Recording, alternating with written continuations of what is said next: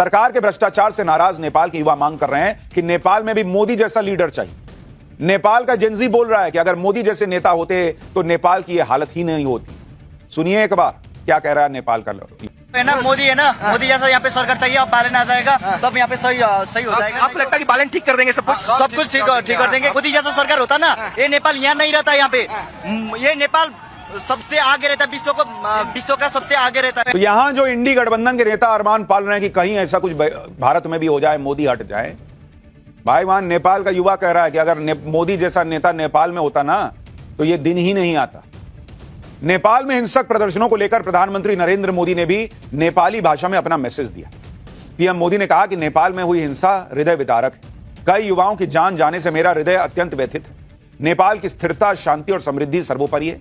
मैं नेपाल के सभी भाइयों और बहनों से विनम्रता पूर्वक अपील करता हूं कि वो शांति और व्यवस्था बनाए रखें।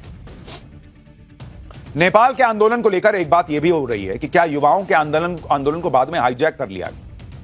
युवाओं का गुस्सा तो करप्शन के खिलाफ था ना भाई, लेकिन कई जगहों पर ऐसी हिंसा दिखी जो किसी की समझ से भी बाहर है। मंगलवार को प्रदर्शनकारियों ने जमकर बवाल मचाया। सरकारी इमारतें, सार्वजनिक संपत्ति, मंत्रियों के, नेताओं के घर, मीडिया दफ्तर, बड़े बड़े होटल सब आग लगा दिए गए। काठमांडू का हिल्टन होटल तो अभी तक धधक रहा है बॉस। ये आप देखिए, हिल्टन होटल है, 5 स्टार होटल, ये 2 दिन से जल ही रहा है, इसकी आग ही नहीं बुझ पा रही भाई, ऐसा आग लगा है। कल इस होटल को प्रदर्शनकारियों ने आग लगा दी, जहां ज्यादातर विदेशी पर्यटक ठहरते हैं। और इसलिए कहा गया कि भाई नेता से गुस्सा था, होटल काहे जला दिए भाई, वहां तो विदेशी पर्यटक आए हैं।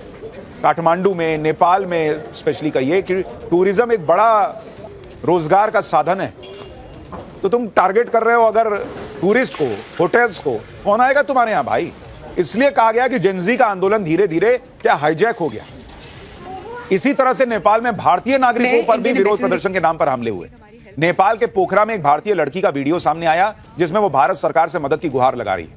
रोते हुए बता रही है कि प्रदर्शनकारियों ने कैसे उनके होटल में आग लगा दी और वहां ठहरे भारतीयों की जान लेने की कोशिश की। इसी तरह से एक तस्वीर काठमांडू के पशुपतिनाथ मंदिर की भी आई। बताया गया कि वहां पर भी हमला किया गया। मंगलवार को काठमांडू में पशुपतिनाथ मंदिर पर भी प्रदर्शनकारियों ने हमले की कोशिश की थी, जिसका वीडियो भी आया था, जिसमें प्रदर्शनकारी मंदिर के प्रवेश द्वार पर चढ़कर अंदर घुसते दिख रहे थे। अब वहां क्या हालात हैं, पहले ये रिपोर्ट भी देखिए। भी जो है वो बंद कर दिए गए हैं। आज यहाँ पे आप दर्शन नहीं कर पाएंगे। तमाम ऐसे लोग जो बाहर से आ रहे हैं दर्शन करने के लिए, उन्हें आज यहाँ पे दर्शन करने को नहीं मिल सकता, क्योंकि कल जो उपद्रवी थे, जो प्रोटेस्टर्स थे, वो जो है मंदिर तक पहुंच गए थे, मंदिर गेट तक पहुंच गए थे। लिहाजा आज जब सेना ने कल रात 10 बजे के बाद टेक ओवर किया, आज पूरे सड़कों पर सेना के जवान लगातार गश्त कर रहे हैं। उसकी वजह से जो है कर्फ्यू इलाकों में लगाई गई है। लिहाजा लोग घरों से बाहर न निकले, मंदिर तक न पहुंचे, इसकी व्यवस्था भी की गई है। और मंदिर के गेट्स भी आज जो है बंद कर दिए गए हैं, ताकि जो लोग, आप लोग बाहर से हो, यहाँ से हो, कहाँ से आए हो? तो दर्शन हुआ क्या, कब किया आए थे आप?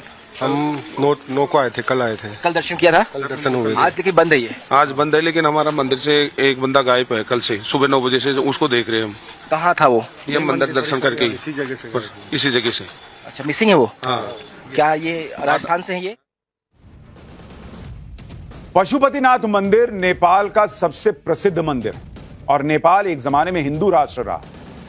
उस हिंदू राष्ट्र रहे नेपाल में अगर आप आंदोलन करें और पशुपतिनाथ मंदिर पर अटैक करने का प्रयास करें तो सवाल नहीं उठेंगे कि ये कौन सा आंदोलन है बॉस। मंदिर ने क्या किया, मंदिर में आप क्यों घुसने का प्रयास कर रहे हैं, वहां क्यों तोड़फोड़ करना चाह रहे हैं।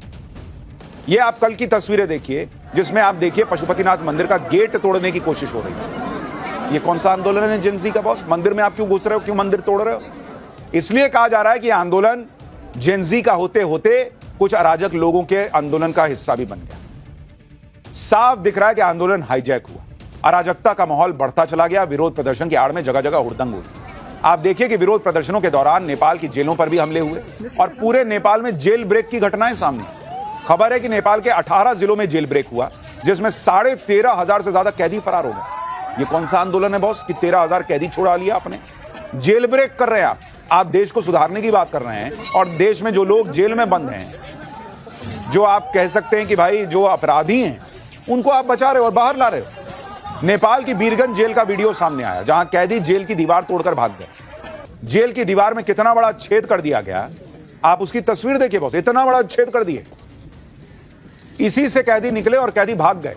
अब सवाल यह है कि ये जेनजी का आंदोलन का हिस्सा है कि जेल में छेद करो और कैदियों को निकाल लो।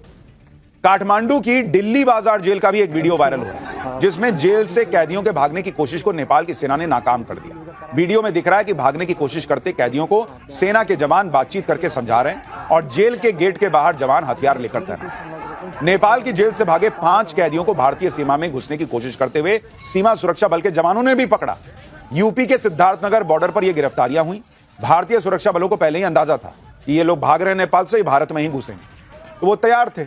इसलिए भारत नेपाल सीमाओं पर सतर्कता और बढ़ा दी गई है, क्योंकि 13,000 कैदी भागे हैं। उनके लिए सबसे आसान है भारत में घुस जाना, तो भारत के लिए अलग संकट है।